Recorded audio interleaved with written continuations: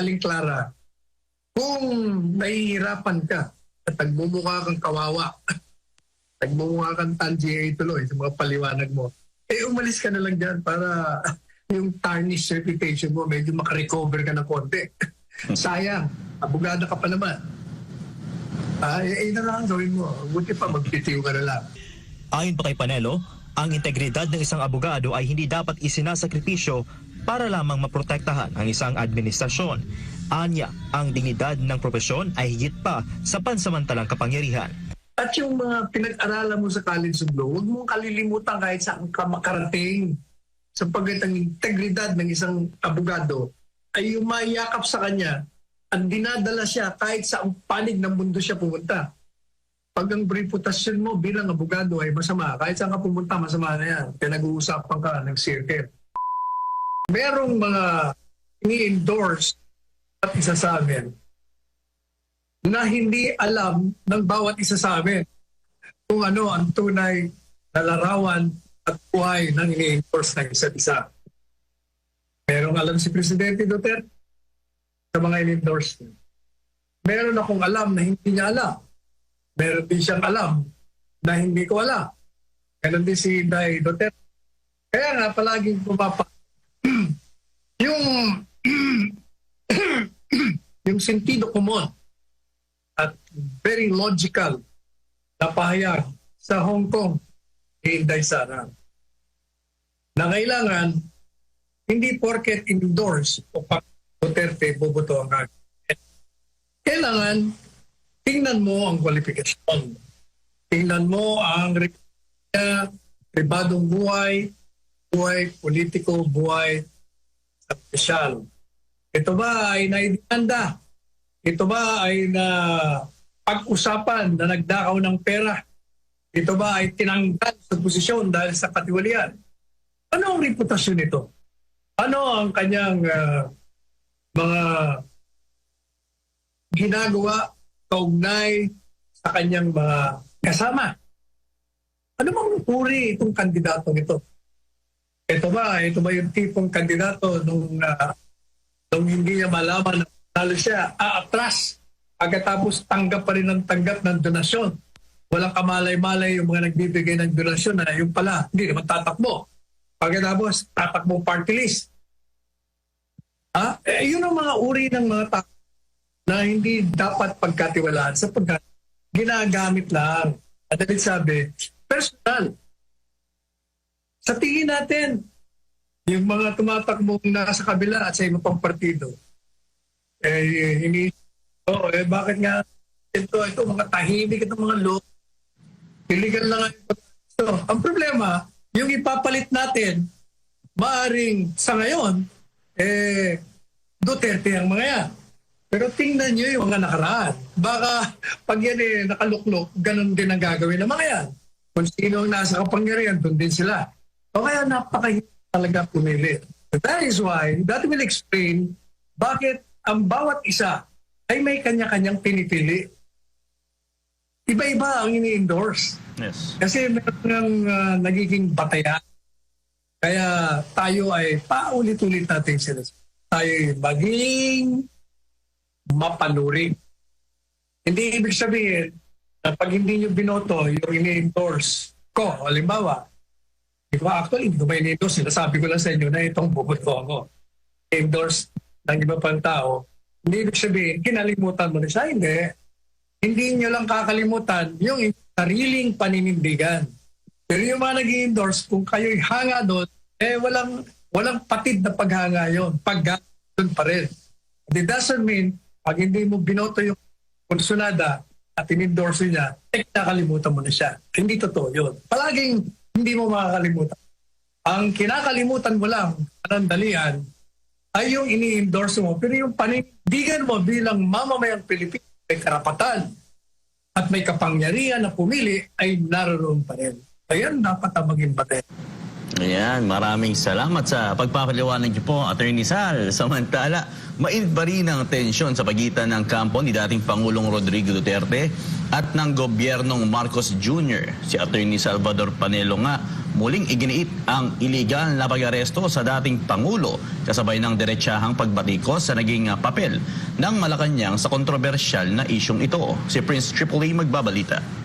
Muling dumipensa ang Malacanang kaugnay sa naging pahayag kamakailan ni Vice President Sara Duterte hinggil sa iligal na pag-aresto kay dating Pangulong Rodrigo Duterte. Sa pamamagitan ni Claire Castro, itinanggi ng palasyo ang akusasyon ng Vice Presidente na may pananagutan si Pangulong Ferdinand Marcos Jr. sa pagkakaaresto sa kanyang ama at pagdala sa kanya sa International Criminal Court sa The Hague, Netherlands. Legal daw ito, sabi ni Castro. Ngunit para kay Attorney Sal Panelo, dating Chief Presidential Legal Counsel, labag sa batas ang naging hakbang ng administrasyon. Kasabay niyan ay hindi rin niya pinalampas ang pagkakataon na tawagin si Castro na bulag sa nangyayaring paglabag ng gobyernong Marcos Jr. Itong si Aling Clara, nabigyan lamang ng posisyon, ay wala. Bulag. Bulag na bulag. Pinagtatanggol niya ang napaka-obvious, maliwanag na paglabag. Dagdag pa ni Panelo, malinaw ang iligalidad ng pagkakaaresto kay dating Pangulong Duterte dahil wala ng jurisdiksyon ng ICC sa Pilipinas mula nang umatras ang bansa sa Rome Statute noong 2019. Aling Clara, bakit ka mo may kilalaman? Sapagkat isang mamamayang Pilipino ang isusuko mo sa isang dayuhang hukuman na wala namang jurisdiction dito sa ating bansa. At yan ay sinabi ng principal mo, presidente ng bansa, walang jurisdiction. So kung walang jurisdiction, o di illegal, ang ginawa nilang pag-i-issue ng warrant of arrest sa isang mamamayan ng isang bansa na hindi naman miyembro. Marinding pinunto ni Panelo na dapat pairalin ang sinasabi ng batas, hindi lang sa salita, kundi sa mismong aksyon ng gobyerno. Binigyang din niya na kung hindi kayang gampanan ni Castro ang pagiging tagapagsalita ng may patas na pagtingin, mas makabubuting magbitiw na ito sa pwesto. Ayon pa sa kanya, mas mainam pang protektahan ni Castro ang kanyang reputasyon bilang abogado kaysa magsilbi ng bulag sa mga posisyon ng palasyo. Kaya Aling Clara, kung nahihirapan ka at nagmumukha kang kawawa, nagmumukha kang Tanji tuloy sa mga paliwanag mo, umalis ka na lang dyan para yung tarnished reputation mo, medyo makarecover ka ng konti. Sayang, abogado ka pa naman. Na lang gawin mo. Buti pa, magbitiw ka na lang. Ayon pa kay Panelo, ang integridad ng isang abogado ay hindi dapat isinasakripisyo para lamang maprotektahan ang isang administrasyon.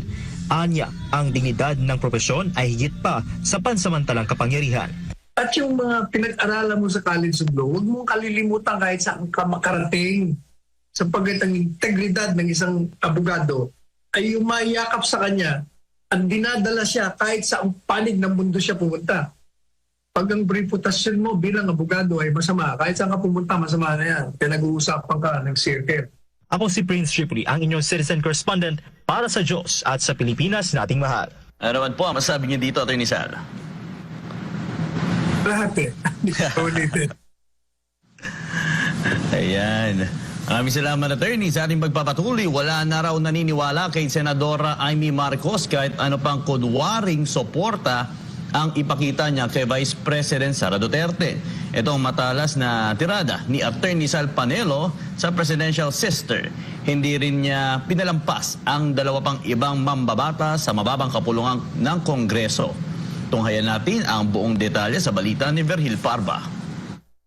Nagbabalat kayo. Ganito inilarawan ni dating Chief Presidential Legal Counsel Attorney Salvador Panelo si re-electionist Senadora Amy Marcos. Anya, ilang ulit na nitong ipinakita ang pagiging taksil sa prinsipyo at pagsakay sa kung kanino mang administrasyon na kanyang mapakikinabangan. Bakit maniniwala kami sa'yo? Nagpapakita ka, una, di ba, kinokontra mo yung kapatid mo. Pagkatapos, nagkandara pa ka na itaas ang kamay mo para maging kandidato senador ka sa alyansa. Pagkatapos, biglang nung makita mong delikado ng administrasyong alyansa, lumipat ka na naman. Madali sabi, naman kakas sa dalawang ilog. Hinimay pa ni Panelo ang tila katahimikan ng senadora sa mga panahong mas kinakailangan ang kanyang tinig, lalo na nang hindi makapasok si Vice President Sara Duterte sa Villamor Air Base para bisitahin ang amang si dating Pangulong Rodrigo Duterte. Nung inaresto si Pangulong Duterte, sa Villamor Airways. Yung kaibigan mong Inday Sara, hindi pinapasok. Anak ito, anak na, abogado pa. Si Bongo hindi rin pinapasok. Nasaan ka nun? Bakit wala kang ime? Bakit hindi ka nagsalita na laban sa ginawa ng iyong kapatid, laban sa gobyerno nito? Tumahimik ka. Nung makita mong bumabagsak ang rating mo, ayun, bigla ka nang lunsad ng Senate investigation. Wala namang kailangan tuklasin kasi alam na nating lahat. Hindi rin pinalampas ni Panelo ang tanong na matagal nang lumulutang. May katotohanan nga ba ang isyong kinakaharap ng kanyang kapatid na si Pangulong Ferdinand Bongbong Marcos Jr. patungkol sa umano'y paggamit ng iligal na droga? Lumaki kayong pareho, pagkasama kayo. Kaya ikaw lang ang nakakaalam kung talagang drug addicted yung kapatid mo. Ibig nilang marinig sa iyong bibig. Totoo ba o hindi? Pero nanahimik ka rin. Hanggang ngayon ay tahimik ka. Paano ka paniniwalaan? Hindi lang kay Senadora Amy Marcos umalma si Attorney Panelo, maging ang dalawang batang kongresista, sina Representative Zia Alonto Adyong ng 1st District ng Lanao del Sur at Representative Francisco Paulo Ortega ng 1st District sa La Union, ay tinawag niyang mga politikong isinuko ang dangal kapalit ng kapangyarihan. Mahusay magpahayag sana. Pero mali. Mga dispalingado lahat ang kanilang mga pahayag laban sa mga Duterte. At itong dalawang ito, natatandaan ko, nagsisisiksik ito, nag-aaleluya si Presidente Duterte nung panahon ng administrasyong Duterte. Pagkatapos ngayon, dahil iba na ang administrasyon, wala. Binenta na nila ang kanilang mga sarili. At kinukontra kahit na mali, sige pa rin sila. Matatanda ang sinabi ni Adyong na itigil na raw ni VP Sara ang ginagawa umanong shaming campaign habang si Ortega naman ay binatikos ang pangalawang pangulo dahil umano sa pananahimik nito sa kabila ng pang-aangkin ng teritoryo ng bansa. Sa dulo, iginiit ni Panelo na ang ganitong mga uri ng politiko na tila mabilis makalimot, mabilis magpalit ng kulay ay hindi raw dapat pagkatiwalaan ng bayan. At para sa kanya, ang pananahimik sa oras ng krisis ay hindi tanda ng respeto, kundi pagtataksil. Para sa Diyos at sa Pilipinas kong mahal, ito si Verhil Parba, SMNI News. Ayan po, Attorney, may dadagdag po ba kayo dito? Sinabi ko na. Ang mga balat kayo. Yan. Samantala, Attorney Sal, sa ating pagpapatuloy, diniskwalipika ng COMELEC ng 2nd Division si Pasig City Congressional Candidate Attorney Christian Sia dahil sa bastos na biro sa single mothers. Kinansela rin ng UNBAC ang registration ng PBBM party list at ang COC ng tumatakbong gobernador sa Aurora Province. Lusot naman si Camille Villar sa disqualification issue matapos siyang magpaliwanag. Alamin ang buong detalye sa ulat ni Margot Gonzalez. Pinaburahan ng COMELEC 2nd Division ang petisyon ng COMELEC Task Force SAFE para i-disqualify si Pasig City Congressional Bet Christian Sia dahil sa kanyang bastos na biro sa mga single mothers isang kampanya. Sa isa pang campaign sortie, tinawag naman ni Sia ang isang babaeng staff niya na mataba, dahilan para lalo pang umigting ang apela para siya i-disqualify. Ayon sa 2nd Division, may sapat na basihan ng petisyon para managot sa Sia at i-disqualify sa kandidatura. Malinaw ayon sa dibisyon na nilabag ni Sia ang mga panuntunan ng COMELEC pagdating sa pangangampanya kung saan mahigpit na ipinagbabawal ang anumang discriminatory at sexist remarks. Hindi rin daw katanggap-tanggap ang mga salitang nagpapababa sa dignidad ng tao, lalo na sa isang kandidatong nag-aambisyong makapasok sa gobyerno. Hindi rin daw pwedeng gawing dahilan ang freedom of speech para bigyang katuwiran ng paggamit ng bastos na mga salita sa kampanya. Samantala, ang miyembro naman ng COMELEC and Bank hindi kinatigan ang motion for reconsideration ng Pilipinas Babangon Muli o PBBM party list at tuluyang kinansela ang kanilang registration dahil sa misrepresentation. Sa kanilang petition for registration kasi, sinabi ng grupo na kinakatawan nila ang Calabarzon. Ngunit napatunayan na wala sa kanilang mga nominee ang nagmula sa rehiyon, sa halip nang galing ang mga ito sa Abra, Quezon City at sa Cagayan. Dahil din sa material misrepresentation, kinansela ng COMELEC 1st Division ang Certificate of Candidacy o COC ni Christian Noveras na tumatakbo bilang gobernador sa Aurora Province. Ayon sa Division, hindi isinapubliko ni Noveras sa kanyang COC na may dismissal order ito mula sa Ombudsman. Sa halip, sinabi niyang kwalipikado siyang tumakbo kahit na meron itong lifetime ban mula sa paglilingkod sa gobyerno. Dahil dito, kailangan din kansilahin ang kanyang COC dahil ang dismissal order ng ombudsman ay may kaakibat na parusang habang buhay na diskwalifikasyon sa anumang posisyon sa pamahalaan.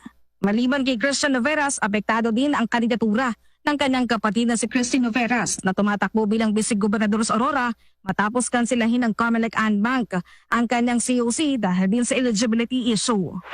Samantala, kontento naman ang Committee on Kontrabigay ng Comelec sa naging paliwanag ng senatorial candidate at Congresswoman Camille Villar matapos siyang padalhan ng show cause order dahil sa aligasyon ng vote buying sa isang event. Ayon kay Villar, wala siyang nalabag na batas sa kampanya dahil nangyari ang insidente noong February 9, 2 araw bago magsimula ang campaign period noong February 11. Lumabas kasi sa social media na February 16 nangyari ang insidente. Nilinaw din ng kongresista na imbitado lamang siya sa isang promotional event ng All TV2 Network. Dahil dito, sabat daw ang paliwanag ni Villar kasama ang mga inihain ng ebidensya para hindi siya masampahan ng election offense o madiskwalipika sa kandidatura. Para sa Diyos at Pilipinas, Kumahal Mark Gonzales, SMN News. Ano po masabi nyo, Attorney Sal, sa balitang ito? Mabuti naman at may resolution ang COMELEC sa mga qualification cases. Para bagong paglalag, alam na ng tao kung sino yung disqualify.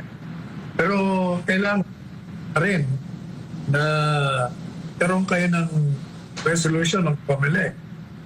Sana, kasi nabasa ko rin doon, resolution, suspending proclamation ng mga winning candidates who are facing election cases. Mas maganda yun, huwag yung kasi sa congressional, pag merong pending disqualification against congressional candidates at nandito sila, may problema ka. Kung yan ay hindi mo sinuspende ang proclamation, pag na-proclaim mo yan, wala na jurisdiction ng COMELEC. Tatakbo ka na sa House Electoral Tribunal. Yung sa mga senatorial, kung may pending disqualification case, kailangan meron ka ng resolution suspending proclamation this early. Kasi pag nanalo yan, at merong disqualification case, mawawala na. Pag pre-proclaim mo yan, mawawala na ang jurisdiction ng COMELEC to decide. Pupunta na yan sa Senato, sa tribunal na napakatagal na proseso. At kalakaran dyan, mga kaso na nare-resolve matapos ang 5 taon. Tapos na yung, matatapos na yung 6 termino. At yung sa mga congressional, ganun din. 3 taon bago Kaya yung mga kaso, i-resolve na kaagad natin ang mas yan. Pareho nung sa Negros Oriental, yung isang alkalde ron na tumatak. Tiga mo ba yun? Yes, tiga. Siya ay kandidato sa congressional ng 4th District, pero mayor siya ng 3rd District. O na, 3rd District siya kandidato ngayon, pero mayor siya ng 2nd District na popon na. Hindi naman siya nag-BBTU. O madalit sabi, paano mo maniniwala? Parehistro ko nga sa 3rd District, pero ikaw ay mayor pa rin sa 2nd District. O hindi nagbabanggaan mga deklarasyon mo. Pero dapat na nire-resolve ka agad. Kaya ang COMELEC, buti naman at meron silang mga problema kasi yung mga nag-file din, masisisi mo rin kasi ang babagal nyo rin mag-file. Magpa-file kayo 2 weeks before the election. How will you expect the COMELEC to resolve all this in 2 weeks? Siyempre, pag-aaralan yan sa daming mga kasong inihahain. And speaking nga pala, Franco, kahapon hindi ko natalaka ito. Importante ito eh. Yes. Speaking of cases filed, yung Secretary of Justice, si Boying Rimulya, nagre-reklamo sa ombudsman. Bakit daw hindi sinunod ang proseso sa pag-order ng ombudsman na si Sammy Martires na sumagot yung mga opisyalis na imbuerto doon sa illegal na pag-aresto ni Presidente Duterte sa Villamor Air Base. Kasi itong si Amy Marcos nagpunta sa ombudsman at sinumite yung kanyang personal na finding. Sabi ni Secretary Julia, teka muna hindi naman ganyan ang proseso ng paghahain ito laban sa mga opisyales. Pag ito merong irregular o illegal. Yun naman yung sinumite niya, personal na findings niya lang yun, hindi naman committee yun, hindi pa pinal yun. Kaya binabanatan si Ombudsman na mali. Although hindi naman daw niya illegal, parang irregular lang. Ito naman ang masasabi ko. Secretary Boying, naman, abogado ka naman. Under the Constitution, the Ombudsman on its own initiative can investigate any act or omission which is illegal and irregular at maling isang conduct o hakbangin ng isang opisyal sa reklamo ng sino ang mamamayan o sa sarili niyang inisyatibo. Kaya yung pagpunta naman ng lawmaker na yon na sinumite yung kanyang finding na ito may mga ginagawa, yung ombudsman, sinusunod niya lang yung saligang batas na batay doon sa sinumite, meron silang inisyatibo na mag-imbestiga. Kaya kayo ino-orderan na sumagot. Sagutin ninyo. Para pag nalaman nila na tama naman ang sagot nyo, hindi na itutuloy ang demanda sa inyo. Pero pag nalaman nila na may batayan, diretso ang investigasyon hanggang ito ay ihain sa hukuman at magkaroon ng paglilitis. At pag napatunayan na talagang legal ang ginawa nyo kay Presidente Duterte, diretso kayo sa kulungan.